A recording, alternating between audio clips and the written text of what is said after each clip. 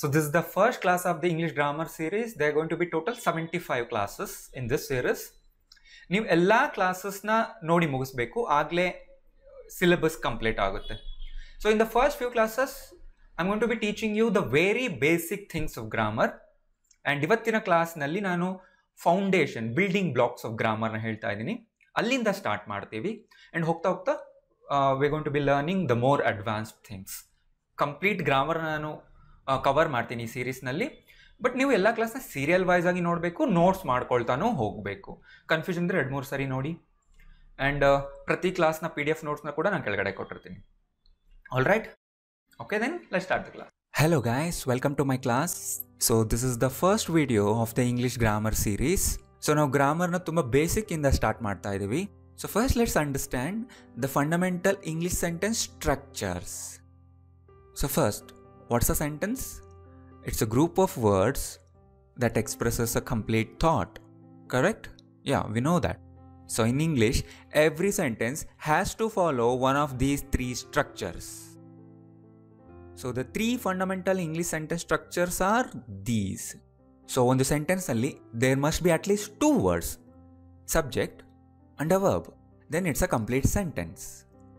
Or subject, verb with an object. ಈ ಸ್ಟ್ರಕ್ಚರ್ನಾದರೂ follow ಮಾಡಬೇಕು. ಈ ಸ್ಟ್ರಕ್ಚರ್ನಲ್ಲಾದರೂ ಒಂದು ಸೆಂಟೆನ್ಸ್ ಇರುತ್ತೆ. Or the last one, subject linking verb with a complement. ಏನವೆಲ್ಲ ಹೇಳ್ತೀನಿ ನಾನು. ಈ ಸ್ಟ್ರಕ್ಚರ್ನಾದರೂ ಫಾಲೋ ಮಾಡಬೇಕು. ಸೊ ಗ್ರಾಮರ್ನಲ್ಲಿ ನಾವು ಇನ್ನೂ ಅಡ್ವಾನ್ಸ್ ಟಾಪಿಕ್ಸ್ನ ಕಲಿಯೋದಕ್ಕಿಂತ ಮುಂಚೆ ನಮಗೆ ಗೊತ್ತಿರಬೇಕು ಈ ಫಂಡಮೆಂಟಲ್ಸ್. ಸೊ ಇಂಗ್ಲೀಷ್ನಲ್ಲಿ ನಾವು ಮಾಡೋ ಪ್ರತಿ ಸೆಂಟೆನ್ಸ್ ಈ 3ರಲ್ಲಿ ಯಾವುದಾದ್ರೂ ಒಂದು ಸ್ಟ್ರಕ್ಚರ್ಸ್ನ ಫಾಲೋ ಮಾಡಲೇಬೇಕು. ನಾವು different types of subjects use ಮಾಡ್ತೀವಿ, different types of verbs, objects, ಕಾಂಪ್ಲಿಮೆಂಟ್ಸ್ನ ಯೂಸ್ ಮಾಡ್ಬೋದು. ಬಟ್ ಫಂಡಮೆಂಟಲಿ ಇವೇ 3 ಸ್ಟ್ರಕ್ಚರ್ಸೇ ಎಲ್ಲ ಸೆಂಟೆನ್ಸ್ನಲ್ಲೂ ಇರುತ್ತೆ ಅನ್ನೋ ನಿಮಗೆ ಮುಂದಕ್ಕೆ ಗೊತ್ತಾಗ್ತಾ ಹೋಗುತ್ತೆ. ಸೊ ಎಲ್ಲ ಕ್ಲಾಸಸ್ನ ನೋಡಿ, ಸೀರಿಯಲ್ ವೈಸ್ ಆಗಿ ನೋಡಿ, ಈ ಸೀರೀಸ್ನ ಕಂಪ್ಲೀಟ್ ಮಾಡಿ. ಆ್ಯಂಡ್ ಎವ್ರಿ ಕ್ಲಾಸ್ನ PDF ನೋಟ್ಸ್ನ ಲಿಂಕ್ ನಾನು ಕೆಳಗಡೆ ಕೊಡ್ತಿರ್ತೀನಿ, ಡೌನ್ಲೋಡ್ ಮಾಡ್ಕೊಳ್ಳಿ. First let start with subject and a verb. There must be at least 2 words for a sentence to be a sentence. So what's a subject? It's a person, place or thing that performs the action. ಒಂದು ಸೆಂಟೆನ್ಸ್ನಲ್ಲಿ ಯಾರು action ಮಾಡ್ತಿದ್ದಾರೆ ಅಂತ subject ಹೇಳುತ್ತೆ, R ಅದರ ಬಗ್ಗೆ sentence ಆಗಿರುತ್ತೆ. ಇಲ್ಲಿ ನೋಡಿ, birds fly, dogs bark, he came, she cried, we work. Subject ಇದೆ ಆ್ಯಂಡ್ ವರ್ಬ್ ಇದೆ. And what about these? I have finished, the baby is sleeping. But ಇಲ್ಲಿ ಯಾಕೆ 3 ವರ್ಡ್ಸ್ ಇದೆ? ಸೊ ಇಲ್ಲಿ have and is are called auxiliary verbs. Auxiliary verbs ಅಂದರೆ ನಾನು ಮುಂದೆ detail ಆಗಿ ಹೇಳ್ತೀನಿ ಇನ್ನೊಂದು ಕ್ಲಾಸ್ನಲ್ಲಿ. ಬಟ್ ಈಗ ಇಷ್ಟು ತಿಳ್ಕೊಳ್ಳಿ, ಅದು ಮೇನ್ ವರ್ಬ್ಗೆ ಹೆಲ್ಪ್ ಮಾಡುತ್ತೆ ಟೈಮ್ ಆ್ಯಂಡ್ ಟೆನ್ಸ್ನ ಹೇಳೋದಕ್ಕೆ. ಇಷ್ಟು ಮಾತ್ರ ಈಗ ತಿಳ್ಕೊಳ್ಳಿ. So still we have subject and a verb, ಅಷ್ಟೇ ಇದೆ ಇಲ್ಲೂ ಕೂಡ.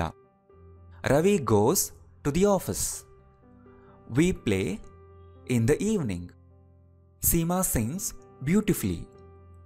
So, to the office, in the evening, beautifully, they are not part of the actual sentence. They are only giving the extra information. ಅಷ್ಟೇ. To the office, in the evening, beautifully ಅನ್ನೋದು ಇರಬೇಕಾಗಿರಲಿಲ್ಲ. All right, ಅದು ಇಲ್ಲ ಅಂದರೂ ಕೂಡ sentence complete ಆಗುತ್ತೆ. So ಈ ರೀತಿ additional ವರ್ಡ್ಸ್ನ ಹಾಕಿ ನಾವು ಎಕ್ಸ್ಟ್ರಾ ಮೀನಿಂಗ್ನ ಕೊಡ್ತಾ ಇದ್ದೀವಿ. But still there is subject and a verb. Okay, so what's the second structure? So subject ಗೊತ್ತಾಯಿತು, that performs the action. What is the object?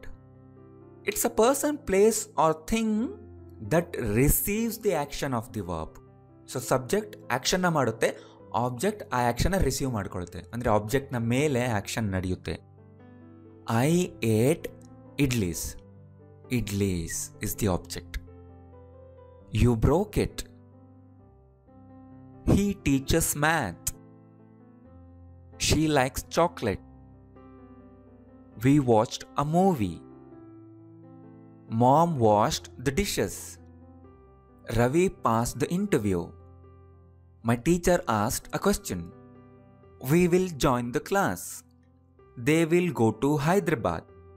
Subject ಇದೆ, ವರ್ಬ್ ಇದೆ, ಆ್ಯಂಡ್ ಆ ವರ್ಬ್ ಯಾವುದರ ಮೇಲೆ ನಡೆಯುತ್ತೆ ಅನ್ನೋ ಒಂದು ಆಬ್ಜೆಕ್ಟ್ ಇದೆ. ಸೊ ಇಷ್ಟಾದರೂ ಒಂದು ಸೆಂಟೆನ್ಸ್ನಲ್ಲಿ ಇರಬೇಕು to give you the complete meaning. Correct?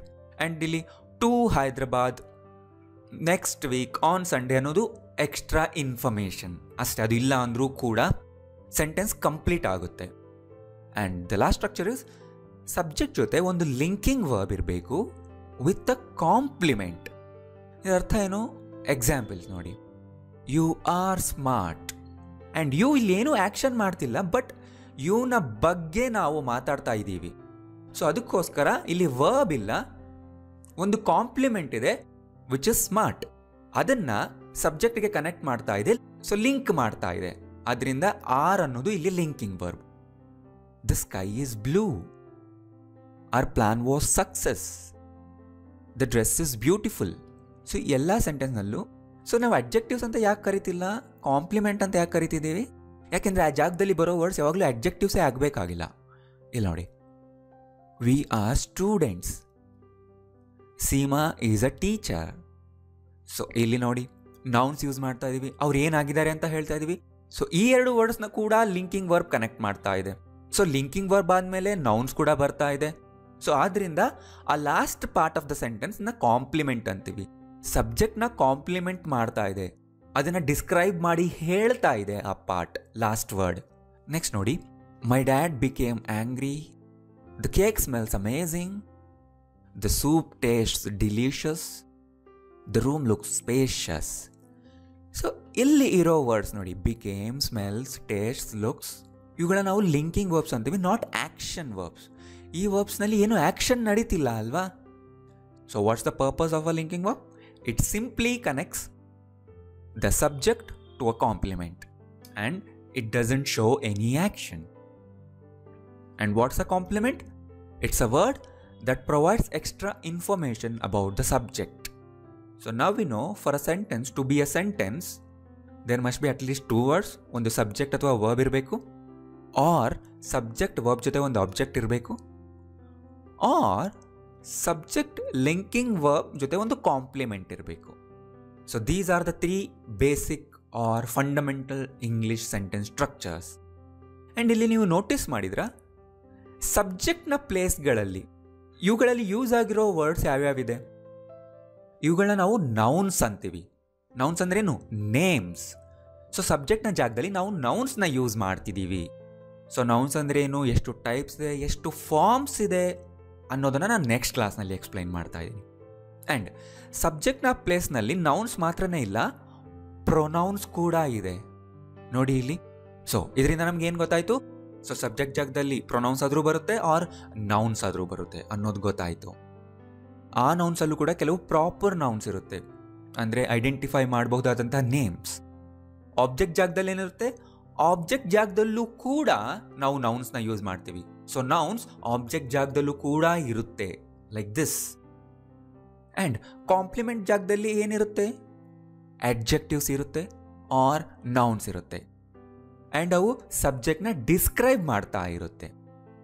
So ಇನ್ನು ನೆಕ್ಸ್ಟ್ ಬರುವ ಅಪ್ಕಮಿಂಗ್ ಕ್ಲಾಸಸ್ನಲ್ಲಿ ನಾನು ಈ ಎಲ್ಲ ವಿಷಯನ ಡೀಟೇಲ್ ಆಗಿ ಇಂಡಿವಿಜುವಲ್ ಆಗಿ ಹೇಳ್ಕೊಡ್ತಾ ಇದ್ದೀನಿ. ಸೊ ಕ್ಲಾಸ್ನ ಮಿಸ್ ಮಾಡಬೇಡಿ. ಆ್ಯಂಡ್ ಎಲ್ಲ ಕ್ಲಾಸ್ನ ಸೀರಿಯಲ್ ವೈಸ್ ಆಗಿ ನೋಡಿ. ಆ್ಯಂಡ್ ಈ ಕ್ಲಾಸ್ನ PDF ನೋಟ್ಸ್ನ ಲಿಂಕ್ ನಾನು ಕೆಳಗಡೆ ಕೊಡ್ತಾ ಇದ್ದೀನಿ, ಕ್ಲಿಕ್ ಮಾಡಿ ಡೌನ್ಲೋಡ್ ಮಾಡ್ಕೊಳ್ಳಿ.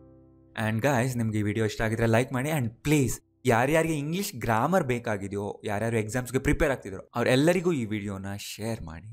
Thank you.